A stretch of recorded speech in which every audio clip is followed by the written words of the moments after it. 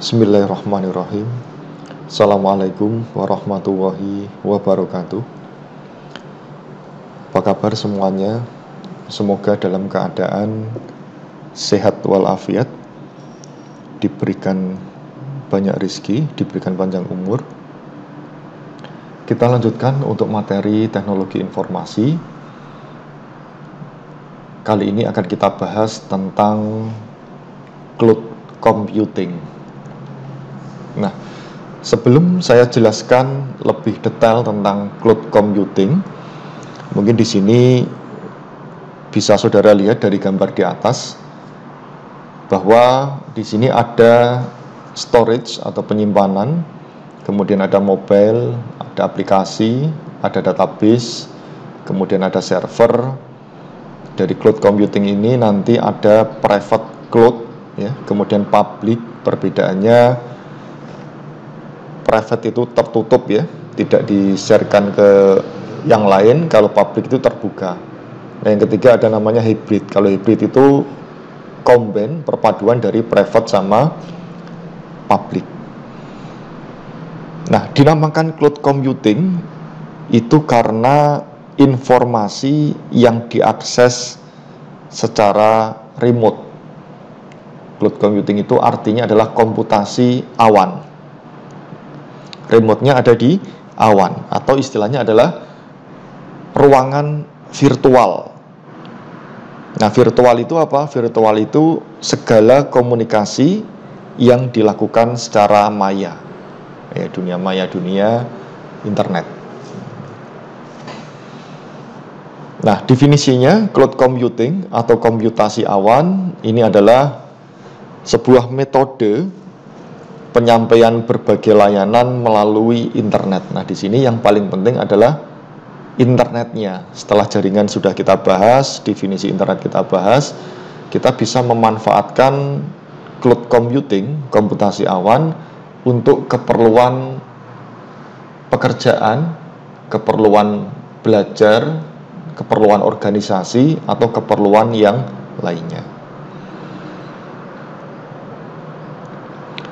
Sumber daya yang dimaksud contohnya adalah aplikasi seperti penyimpanan data, kemudian aplikasi server, nanti akan kita bahas satu persatu, kemudian aplikasi database, aplikasi jaringan, dan perangkat lunak. Nah, di video sebelumnya sudah saya jelaskan yang dinamakan client sama server, ya, ini.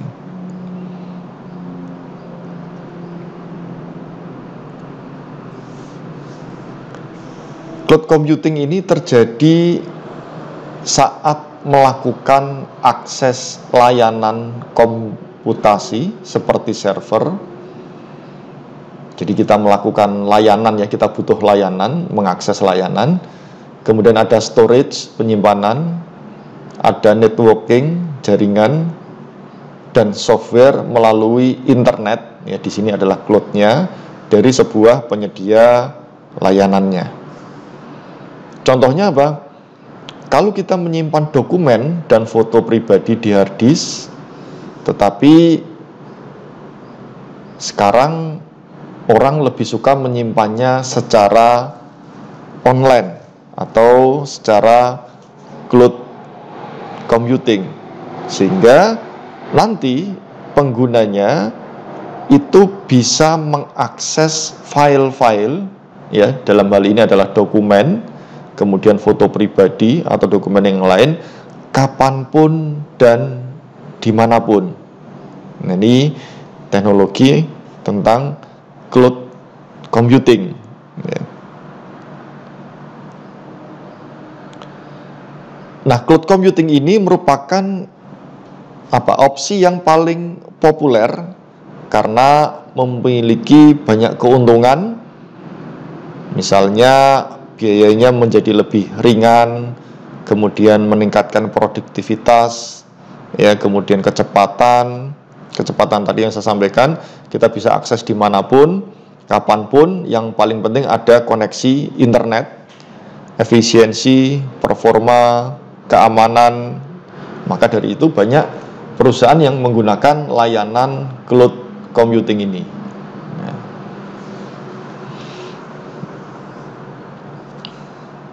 Nah, tadi di awal saya jelaskan cloud computing itu memiliki 3 sifat ya. Yang pertama bersifat public atau private. Public itu artinya menyediakan layanannya secara publik ya, secara luas. Ya, kemudian kalau private itu layanannya kepada orang-orang tertentu. Nah, tadi juga ada istilah namanya istilah hybrid. Kalau hybrid itu berarti dia mengkombinasikan antara public dan private. Kalau dulu kita menyimpan foto ya, tadi sudah saya bahas di hard disk ya.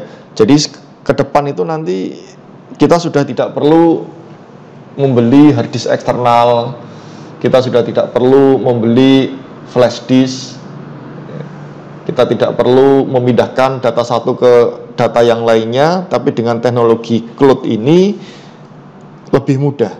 Ya, lebih mudah artinya file yang di laptop di kampus saya akses di rumah bisa ya, bisa.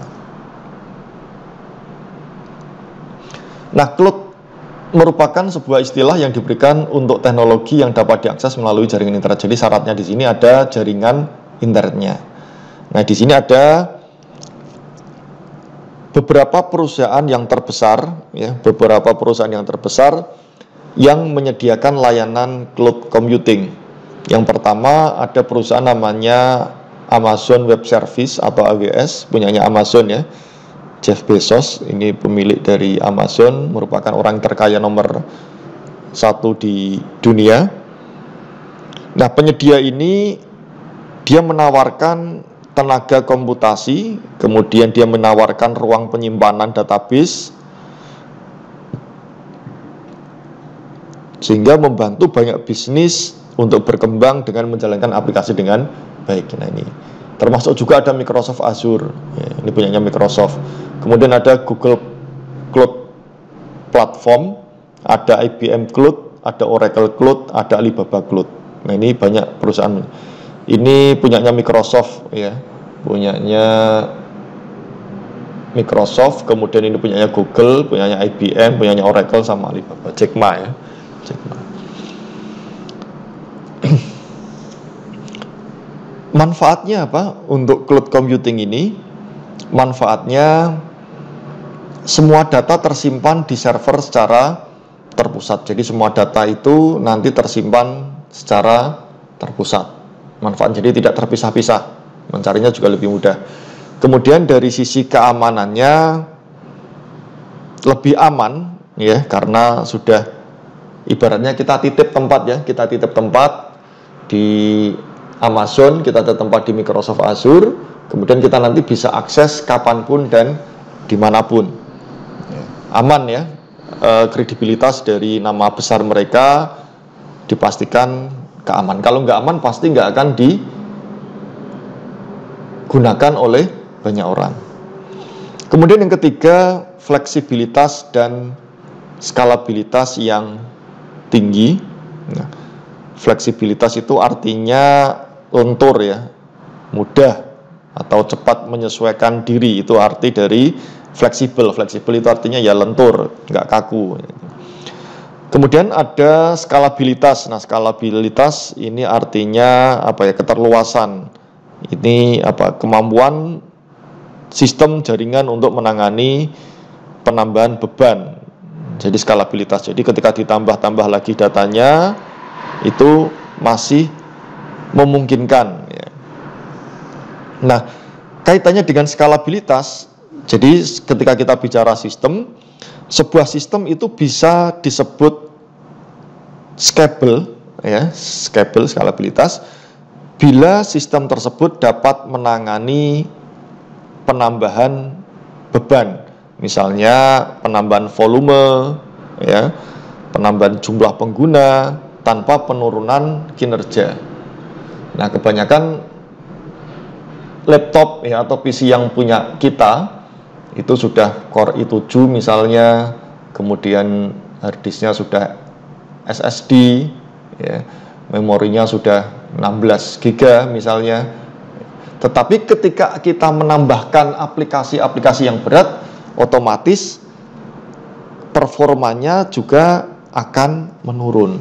Nah, ini kategorinya tidak scalable atau tidak skalabilitas ya. Jadi skalabilitasnya tidak tinggi. Nah, cloud computing ini salah satunya dia skalabilitasnya tinggi, artinya ketika ditambahkan pengguna, ditambahkan volume penyimpanannya ya, itu tidak mengurangi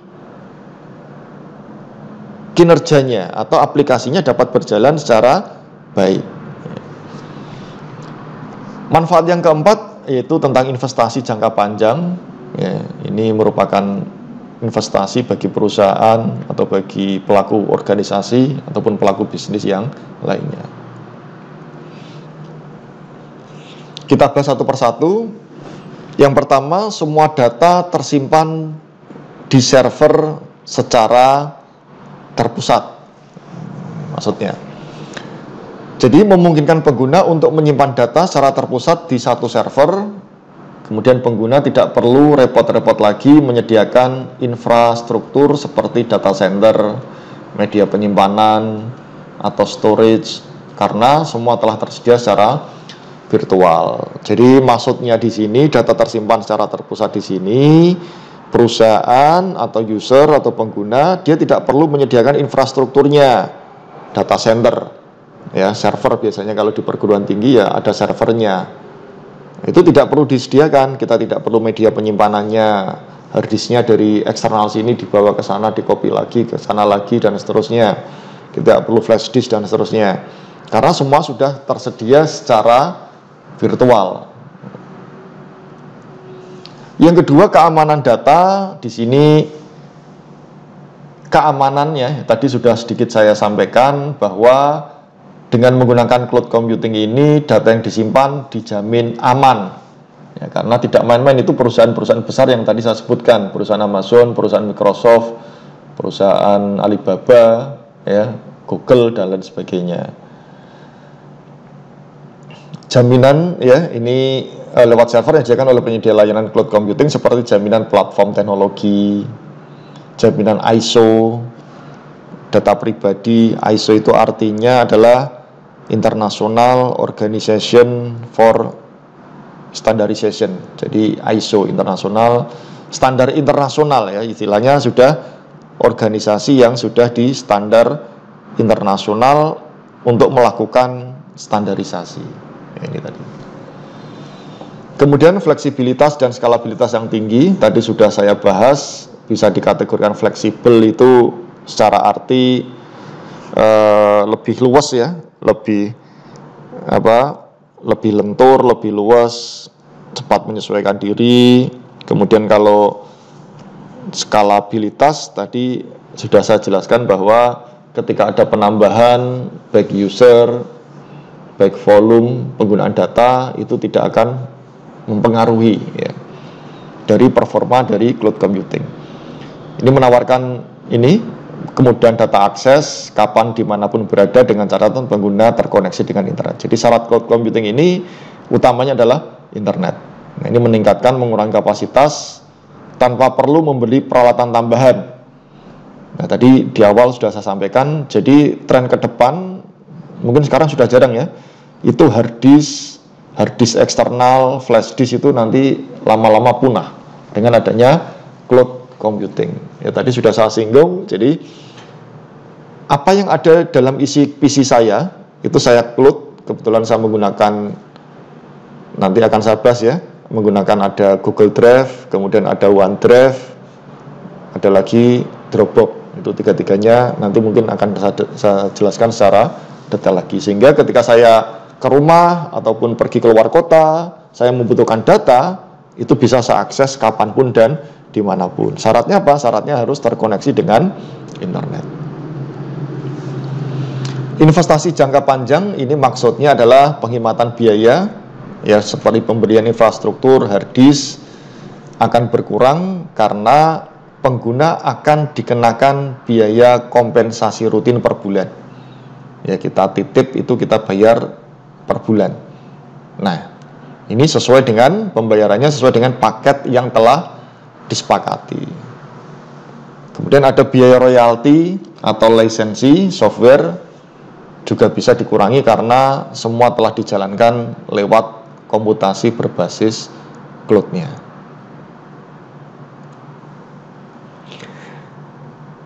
Berikutnya layanan-layanan dalam cloud computing.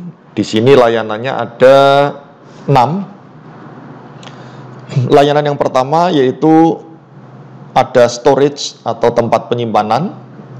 Ini yang kita kenal, ada Google Drive, ada OneDrive, ada Google Drive, ada OneDrive, ada Dropbox yaitu. Kemudian ada komputasi, ada database, ada networking, ada IoT, ada AI atau machine learning. Nanti kita akan bahas satu persatu tentang layanan dari masing-masing cloud computing. Nah, yang pertama storage atau tempat penyimpanan. Ini layaknya kita menyimpan dokumen ya. Tadi saya sampaikan baik berupa dokumen, foto, video. Biasanya kalau kita ke hard disk komputer kita, tapi kali ini hard disknya berada di tempat lain, berada di tempat lain atau berada di awan ya, istilahnya seperti itu. Itu adalah istilah dari cloud computing. Nah, itu istilahnya. Yang pertama ada Google Drive. Saudara ketika punya akun Google, kemudian buka drive.google.com, itu saudara punya kapasitas penyimpanan yang free itu sebesar 15 GB. Saya kira kalau 15 GB digunakan untuk file-file kuliah, mudah ya, nggak terlalu besar. Jadi cukup lah, menurut saya cukup. Tapi kalau buat menyimpan video, foto yang tinggi ya mungkin kategorinya kurang. Nah, ini Google Drive ini menyediakan berlangganan ya, ada berlangganan tiap bulan ataupun tiap tahun. Ada yang paket unlimited untuk pendidikan, jadi termasuk akun saya di Google Drive ini unlimited ya. Dijual juga banyak ya, beberapa saudara kalau lihat di e-commerce, baik di Shopee, Tokopedia, Bukalapak dan seterusnya, itu banyak menjual akun Drive. Tapi pengalaman saya pernah beli itu ya bertahannya juga sekitar 1-2 tahun. Karena mungkin harganya juga ya. Kemudian yang kedua ada OneDrive. Nah, ini saya sampaikan bahwa ketika saudara menjadi mahasiswa Universitas Semarang, saudara dapat akun Microsoft Office 365 ya, salah satunya ada OneDrive ini, bisa melakukan penyimpanan sebesar 5 terabyte. Ya, 5 terabyte di akun Sima itu saudara lihat akun drive-nya itu bisa digunakan sebesar 5. Ini lebih besar lagi ya. Lebih besar lagi, 5 tera itu untuk menyimpan video, foto ya. Banyak sekali itu bisa disimpan di sini. Ini menggunakan OneDrive. Itu bisa dimanfaatkan. Nah, nanti mungkin pertemuan berikutnya saya akan jelaskan gimana caranya kita menggunakan Google Drive, gimana menggunakan OneDrive, dan yang ketiga ada Dropbox. Jadi dulu sebelum ada Google Drive, OneDrive, saya dulu pertama kali pakainya adalah Dropbox. Kapasitasnya juga kalau sekarang 2,75, mungkin update-nya saya kurang tahu ya, tapi terakhir saya lihat ini adalah 2,75, sebelumnya masih mega. Jadi dulu untuk memudahkan data, dulu saya pertama kali nyimpan foto-foto itu sudah di Dropbox. Menyimpan dokumen juga di Dropbox. Kemudian ada layanan Google Drive, pindah ke Google Drive yang 15 GB. Nah, ini juga data saya itu ada di Google Drive juga ada, di OneDrive juga ada, di Dropbox juga ada. Jadi punya backup ya, punya backup. Jadi alasan ketika nanti tidak menjadi alasan ketika nanti saudara melakukan skripsi, datanya hilang. Nah, ini kategorinya baiknya di backup di menggunakan storage yang ada di cloud computing. Yang kedua ada namanya compute. Ya. Compute ini mungkin terdengarnya memusingkan ya, tapi ketika kita pahami lagi, ya mungkin mudah dipahami. Jadi misalnya hanya memiliki sebuah komputer dengan spesifikasi yang minim. Nah, digunakan untuk menjalankan aplikasi yang berat itu hang. Misalnya seperti itu. Padahal jika sekedar browsing cukup ya. Nah, suatu hari kita membutuhkan sebuah web service ya, atau pelayanan dari sebuah web. Nah, sedangkan untuk membeli sebuah server dipastikan selalu menyala 24 jam misalnya. Nah, atau di sini disampaikan bahwa penyedia layanan menyediakan sebuah virtual mesin yang dijalankan di cloud. Jadi dia menyediakan virtual mesin. Artinya apa? Komputer ini memiliki sebuah server sendiri, tetapi berada jauh di sana dan hanya dapat diakses melalui internet. Ini layanannya bisa menginstal software hingga membuat web server tanpa harus pusing membeli komputer, memasangnya, memastikan memiliki UPS, genset, dan tidak perlu takut masalah backup data karena dilakukan oleh penyedia layanan. Jadi logikanya gini, misalnya komputer di perusahaan itu sudah jadul itu mungkin masih Pentium ya, atau mungkin masih Core i1 atau Core i3 ya. Kemudian untuk alat-alat berat sangat susah. Nah, ini dari cloud computing ini menyediakan namanya layanan cloud. Jadi tidak perlu menginstal CorelDRAW, mungkin tidak perlu menginstal Adobe Premiere, Adobe Photoshop dan seterusnya. Kita sewa menggunakan virtual mesin yang dijalankan oleh cloud. Jadi seolah-olah kita memiliki sebuah komputer sendiri ya, dengan spek yang tinggi, sehingga ketika kita menggunakannya kita nggak perlu install yang ada di tempat kita. Nah, layanannya itu biasanya adalah layanan dari Azure, itu Microsoft Azure itu juga menyediakan. Kemudian ada layanan namanya Elastic Compute Cloud ya, atau dari punyanya Amazon ya, Amazon Web Service. Atau misalnya kita menggunakan Compute Engine, itu punyanya Google, dan masih banyak lagi layanannya. Nah, ini ya contohnya.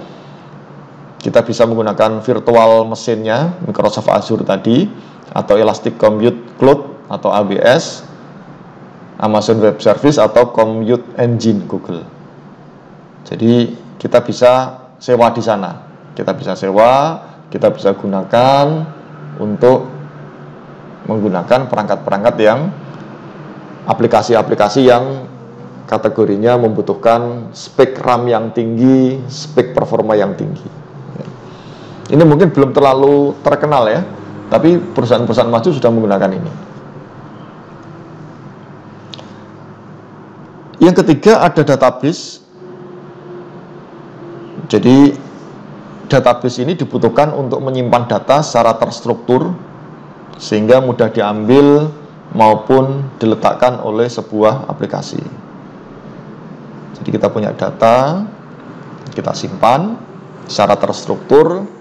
Nah, kita bisa mengambil oleh sebuah aplikasi.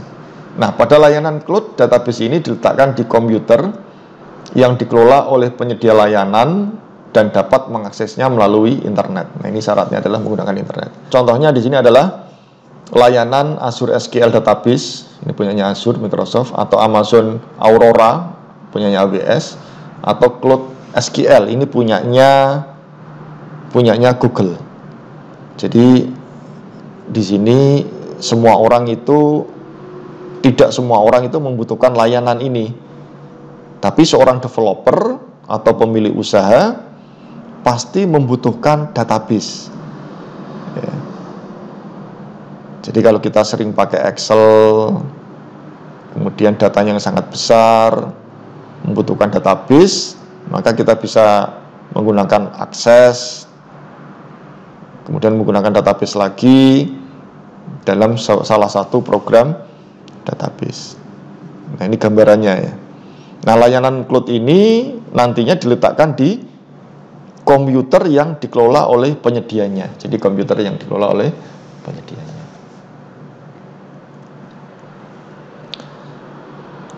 Yang berikutnya ada namanya layanan cloudnya adalah networking. Ini istilah-istilahnya ada namanya virtual network. Kemudian ada DNS, domain name server. Kemudian ada DDoS protection, ada firewall, dan lain-lain. Tapi ini yang disediakan layanan cloud untuk orang-orang IT. Nah, virtual network ini bekerja layaknya LAN, namun sungguhnya berada dalam internet. LAN itu adalah local area network.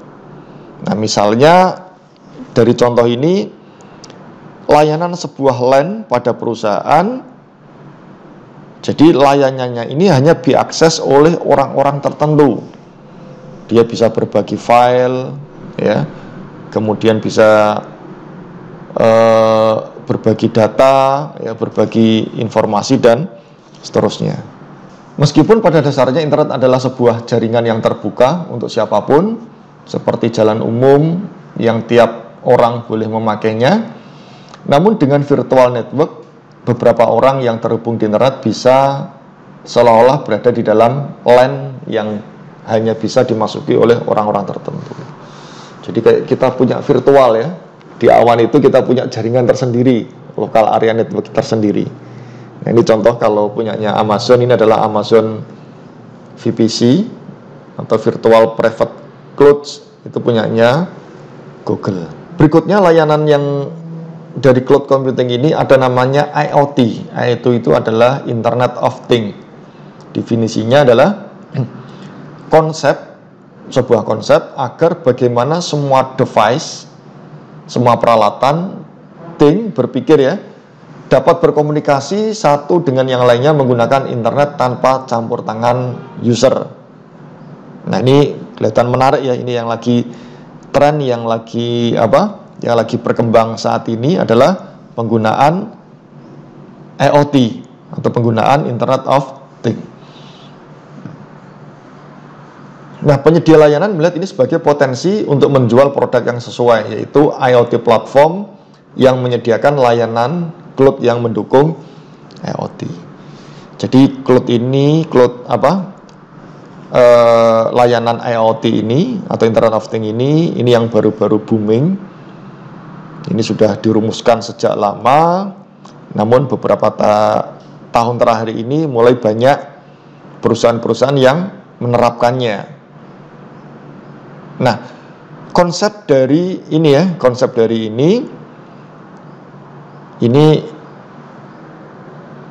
artinya semua device, ya, itu komunikasinya tanpa campur tangan user. Jadi manusia itu nanti sudah tidak memiliki campur tangan lagi dalam penggunaan IoT ini. Nah, ini bisa dalam bentuk jam, komputer, lampu, ya, kemudian kompor, kulkas, alat penyiraman tanaman, kemudian ada alat-alat industri. Nah, mereka itu harus dilengkapi kemampuan untuk mengirimkan data. Jadi mereka ngirim data sendiri ke internet, kemudian selanjutnya diolah, hasilnya dikirimkan ke device lain untuk mengambil tindakan. Nah, contohnya apa? Contohnya misalkan gini, kita punya kulkas, kemudian kita kasih alat IoT, ya, dia memiliki sensor dari kulkas tersebut. Nah, kulkas tersebut akan mengetahui secara otomatis ini makanannya sudah habis atau belum. Kalau sudah habis tanpa diperintah, itu dia langsung order sendiri ke supermarket. Jadi nanti ke depan itu orang di rumah itu kaget, tiba-tiba ada kiriman telurnya datang, ada kiriman minumannya datang. Ya, ternyata setelah dibuka dengan kulkasnya, oh ya memang benar.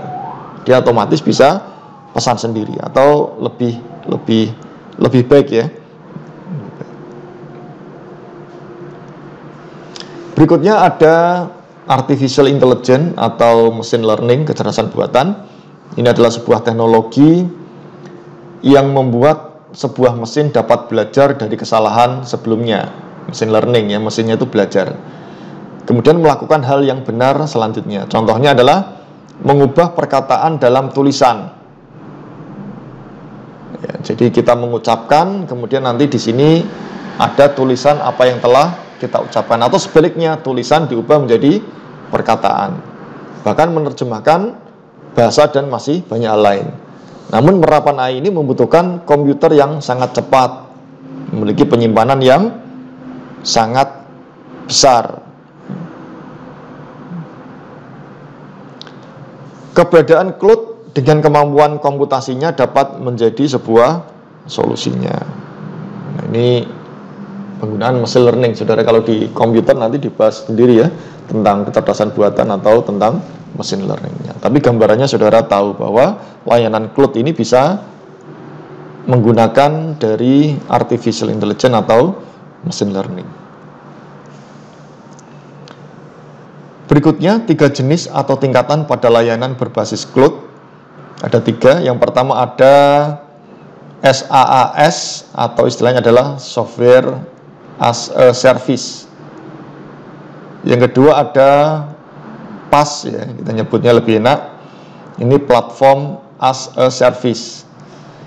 Yang ketiga ada IaaS atau infrastructure as a service. Nah, kita akan bahas tentang ketiga tingkatan layanan berbasis cloud ini. Yang pertama salah satunya adalah SaaS. SaaS ini adalah layanan cloud computing yang disediakan dalam bentuk software atau perangkat lunak. Contohnya misalnya adalah Google Doc. Jadi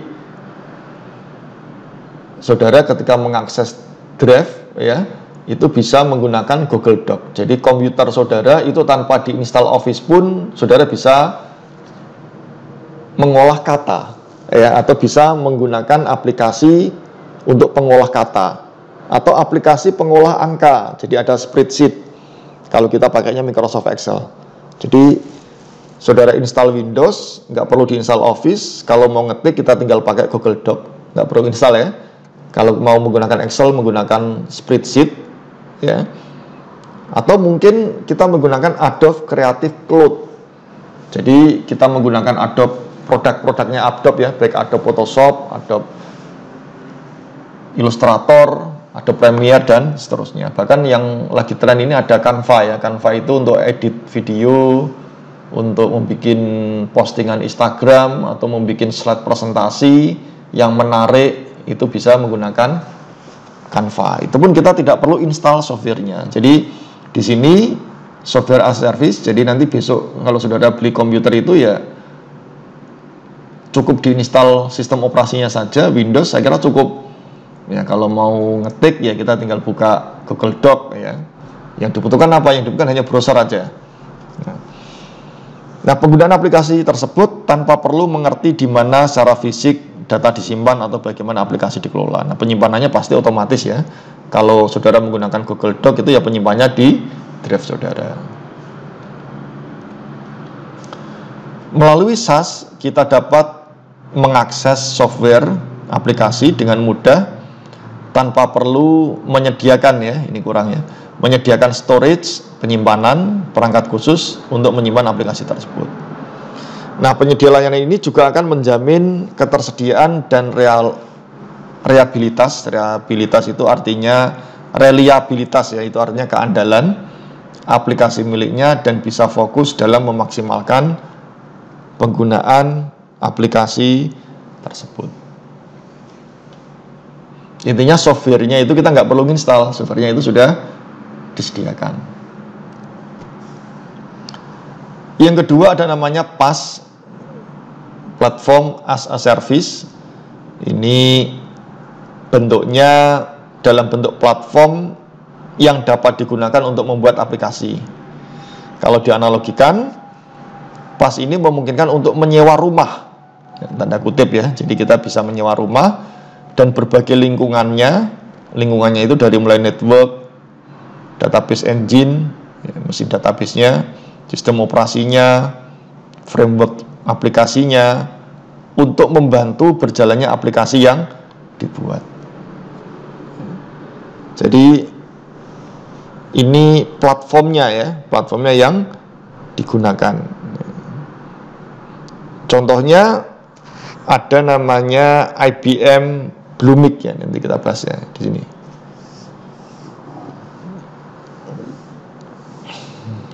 Sebagai penyewa tidak perlu memikirkan pemeliharaan rumah tadi yang kita sewa, karena penyedia layanan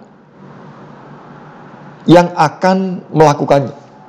sehingga dapat fokus mengembangkan aplikasi yang di dalam rumah tersebut. Nah, tadi contohnya ada IBM, layanannya pada IBM tersebut, ini kita dapat membuat aplikasi sendiri dengan berbagai fitur yang tersedia. Nah, fitur utama dari PAS ini adalah skalabilitas ya tadi. Skalabilitas yang tinggi, jadi semakin banyak pengguna maka membantu untuk melayani dari jumlah pengguna tersebut.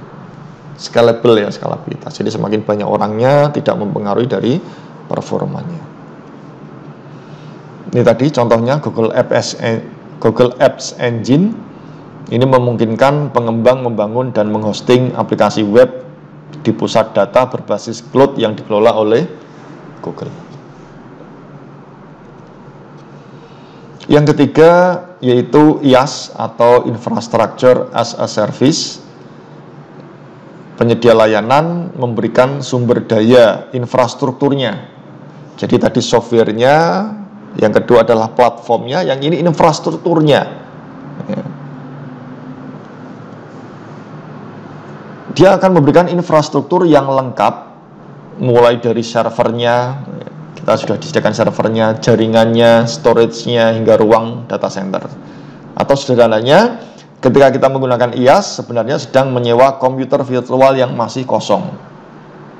Setelah disewa, kita bisa menambahkan komponen. Jadi ditambahkan sendiri CPU-nya, RAM-nya, storage-nya, public IP-nya, untuk membangun komputer virtual sesuai dengan kebutuhan. Nah, ini sudah keren lagi ya. Jadi kita tinggal nyalakan PC biasa kita, kemudian kita akses IaaS ini, kita bisa menentukan komponen-komponennya sendiri, ada CPU, ada RAM, ada storage, dan seterusnya. Nah, dengan menggunakan layanan IaaS, kita tidak perlu membeli perangkat komputer fisik dan juga memikirkan pengelolaannya. Nah, ini lebih keren lagi ya. Kita tidak perlu membeli fisik ya. Kabar baiknya apa? IaaS ini memungkinkan untuk melakukan konfigurasi komputer virtual secara mudah, secara cepat, dan secara praktis. Misalnya apa? Jika komputer virtual menampung data lebih dari kapasitas yang tersedia, kita bisa menambahkan RAM atau storage dengan cepat. Kalau selama ini kan kita harus beli ya, kita harus beli dulu, cocok apa enggak, kalau cocok baru dipasang, itu RAM. Hard disk juga sama, VGA juga sama. Nah, ini dengan adanya IaaS ini kita bisa bebas memilih ya, memilih yang kita gunakan sesuai dengan yang kita perlukan. Contohnya adalah ada namanya DigitalOcean, ada namanya Linode, Rackspace, Amazon Web Service. Jadi Amazon itu paket komplit ya, dia melalui dari semuanya itu ada Cisco, Metapod, Microsoft Azure, Google Compute Engine. Ini adalah contoh dari yes. Nah, ini yang sudah menggunakan ini sudah perusahaan-perusahaan besar. Tapi kalau kita sebagai mahasiswa dan dosen, yaitu biasanya yang kita gunakan masih software ya. Software, kemudian masih penyimpanannya. Software pun juga jarang ya, kita masih belum pede. Belum pede artinya kalau kita pakai Microsoft Word ya sudah, kita bukanya Microsoft Word. Sebenarnya kan kita bisa menggunakan Google Doc tanpa kita harus buka Microsoft Word-nya. Oke, mungkin itu yang bisa saya sampaikan. Kalau ada pertanyaan nanti bisa ditanyakan di kolom komentar atau ditanyakan di e-learning atau di grup WA. Baik, saya kira cukup. Saya akhiri. Assalamualaikum warahmatullahi wabarakatuh.